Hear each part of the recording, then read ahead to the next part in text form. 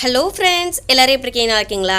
வாயில் போட்ட உடனே கரையக்கூடிய இந்த ஸ்வீட்டு அடிக்கிற வெயிலுக்கு நல்லா குழு குழுன்னு சூப்பராக செஞ்சு பாருங்கள். இது எப்படி செய்யலான்னு பார்க்கலாம். வீடியோ தொடர்ந்து ஸ்கிப் பண்ணாமல் பாருங்கள்.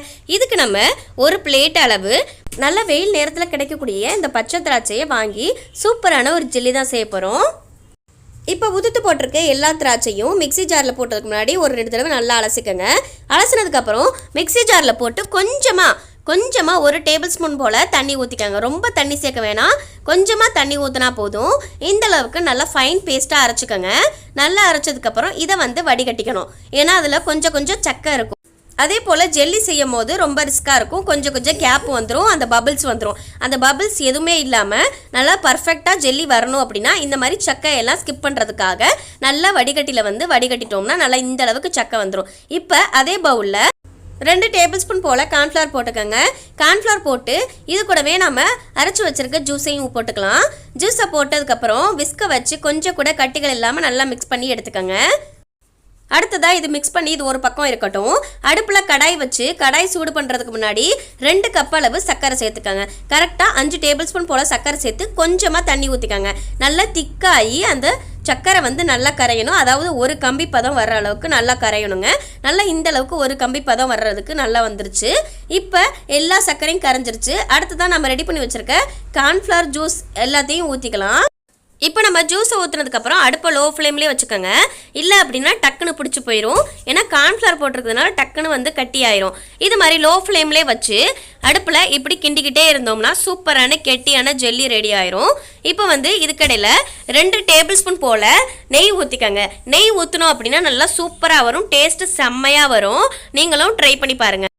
அடுப்பை லோ ஃப்ளேம்லேயே வச்சு இதை மிக்ஸ் பண்ணிக்கிட்டே இருந்தோம்னா கரெக்டாக அதுக்கு நான் 3 டேபிள் ஸ்பூன் போல் நெய் சேர்த்தேன். நெய் சேர்த்தோம் அப்படின்னா தான் சூப்பராக இருக்கும்.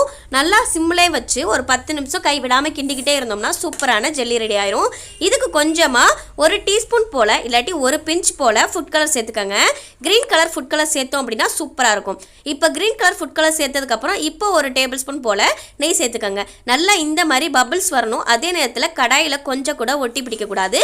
ஒட்டி பிடிக்காத அளவுக்கு நல்லா மிக்ஸ் பண்ணிக்கிட்டே இருந்தோம்னா சூப்பராக இருக்கும். அதே நேரத்தில் நெய்யும் நல்லா மெல்ட் ஆகி வரும். இப்போ எல்லாத்தையுமே நல்லா மிக்ஸ் பண்ணதுக்கப்புறம் இந்த அளவுக்கு நல்லா திக்காக வந்துருச்சு. இப்போ அடுப்பை ஆஃப் பண்ணிடுங்க. அடுத்ததாக ஒரு கண்ணாடி பவுலில் உங்களுக்கு என்ன நட்ஸ் பிடிக்குதோ அதை போட்டுக்கோங்க. நான் இன்றைக்கி பாதாம் பருப்பை குட்டி குட்டியாக நறுக்கி போட்டிருக்கேன். கண்ணாடி பவுலில் இது மாதிரி போட்டுட்டு அடுத்ததாக நம்ம ரெடி பண்ணி வச்சுருக்க அந்த ஜெல்லி இருக்குல்ல, அது லைட் சூடாக ஆறிடுச்சு.